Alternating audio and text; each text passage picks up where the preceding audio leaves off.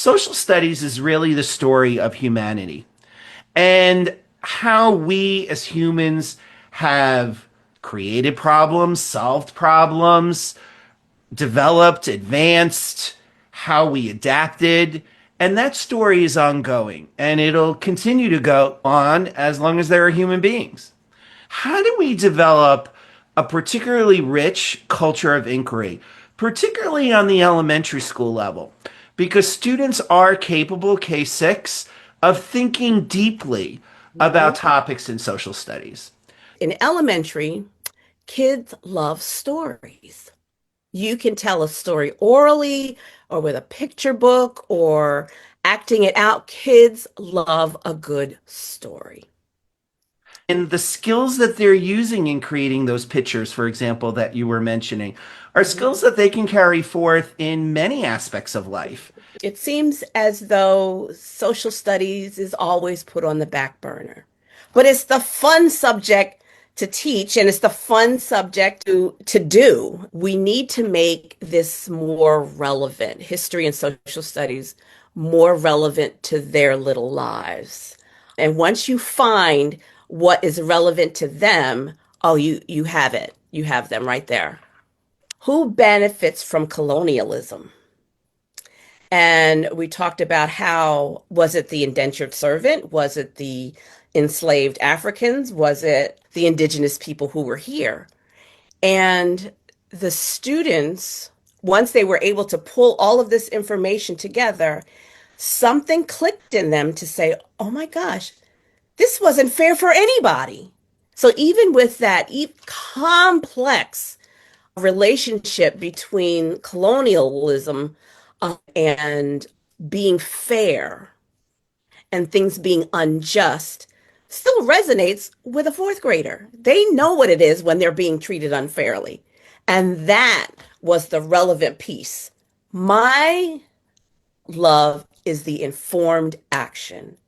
What do you do with this information now that you have it? Where does it go? Does it just sit in your notebook? Or how can you use this to make someone's life better, to make the classroom's life better? And it was so authentic. And the kids felt like they had a voice and that somebody listened.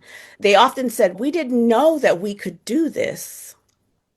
We didn't know that we could ask for something as second graders," which was amazing. The inquiry on what is injustice? What is something that's unfair?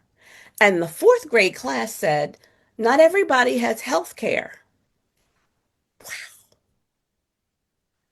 It's tough, but lean in, go in because the results are amazing. That this way of teaching removes you from any bias because you are presenting diverse perspectives.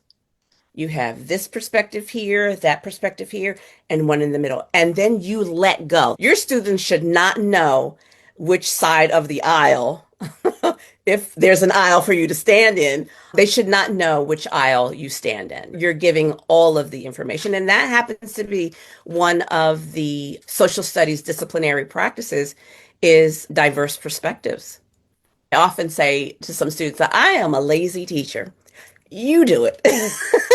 You find out one thing kids do is argue. Cultivate that into a positive space.